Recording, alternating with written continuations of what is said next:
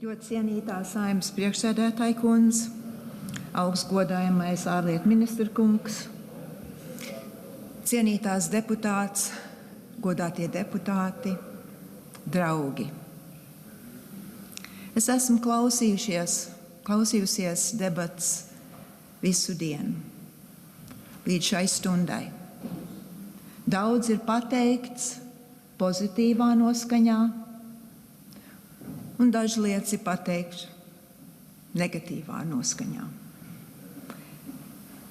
Es jau savu ziņojumu esmu pārrakstījusi 3 reizes, lai būtu sakarīgi šī dienas stundā.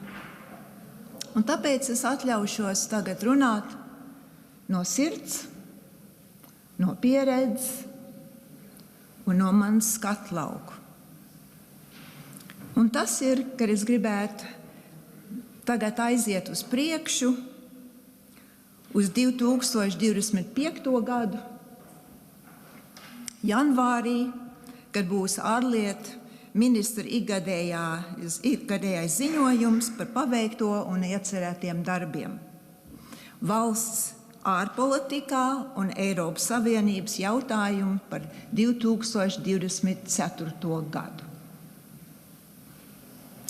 Tas izskanēs šādi. Ukraina ir uzvarējusi karu pret Krieviju,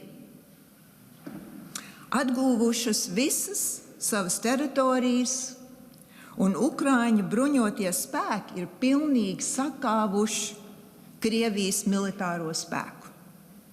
Putins ar viņu sabiedrotie ir arestēti, sākās tribunāls, Krievijas naudas ir legāli konfiscēts, lai izmantotu Ukrainas rekonstrukcijā. Ukrainas bērni ir laimīgi atgriežusies pie saviem vecākiem, un Ukraina ir iestājusies Eiropas Savienībā un NATO kopā ar Gruziju un Moldavu. Un Ķīna ir attiecības ar Ķīnu ir godīgas un vairāk tuvinājās rietumis domājošiem. Hamas ir iznīcināta, un Izraela un Palestīna dzīvo mierīgi kā 2 valsts. Hutī ir iznīcināta, un pasaulē valda miers. Beidzot, valsts aktīvi dara visu, lai veicinātu un novērstu klimatu izmaiņas. Brīnišķīgi, vai ne? Šis ir mans sapnis. Šis ir sapnis A.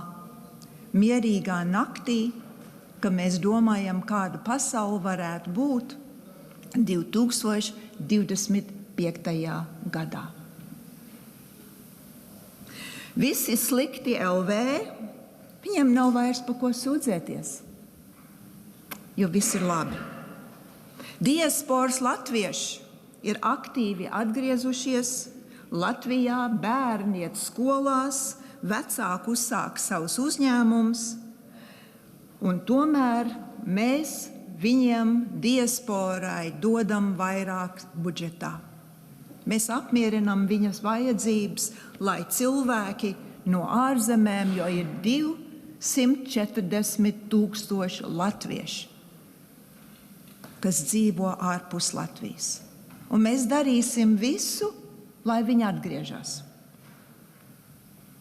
Lai mēs varētu veicināt Latvijas identitāti, valodu un piederību, kultūru, kas ir visā ārpus Latvijas, stiprināt pilsonisko un politiskā līdzdalību, un, protams, mēs ar atplēstām rokām būsim laimīgi, kad viņi ir atgriezušies.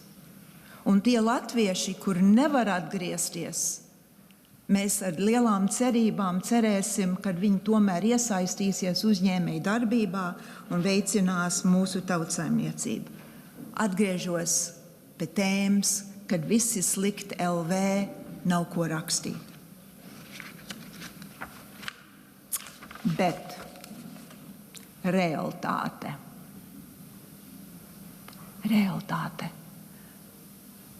sapnis B, kas nav īstenībā sapnis, bet ir nemierīgā nakts. Un es esmu pārliecināta, ka mums ir visiem bijuši nemierīgas nakts. Mēs ticam, mēs ceram, mēs veltījam visus savus spēkus, lai tās negatīvās domas no galvas, lai viņas kaut kur paliek uz spilveni. Mēs zinām, ka šogad, kā Kolkungs jau teica un vairāki teikuši par visām vēlēšanām un kā mainīsies lietas Eiropā un citur. Manā liela pieredze ir ar ASV, un es teikšu tā, ka neviens nezina, kas notiksies. Mēs neesam droši par to. Šīs dienas ziņas saka vienu lietu, gudrās galvas un visi analītiķi saka kaut ko citu. Kas notiksies? Ko saka domnīca, gudrās galvas, slavenie žurnālisti, vai tas ir Atlantic vai Economist vai Foreign Policy, viņi visi tagad min, un tā ir minēšana, jo atcerēsimies, šis ir kampaņas gads. Ir taisnība, ko Bergmaņa kungs teica par Ojāru. Viņš brīdināja cilvēkus un teica, amerikāņiem neticiet, ko krievi saka.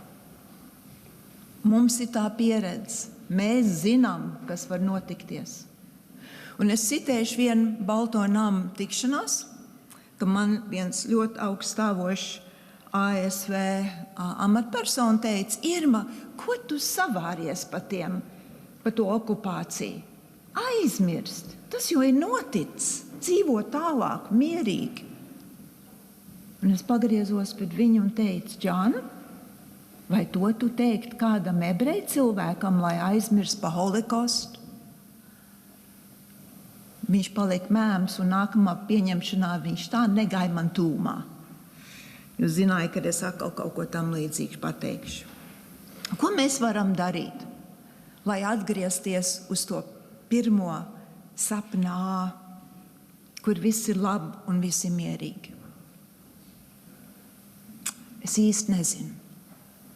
Mums ir darba grupas, mums ir zinātniskie pētījumi, mēs lidojam šurp un turp uz Briselu un atpakaļ un nezinu, kur vēl.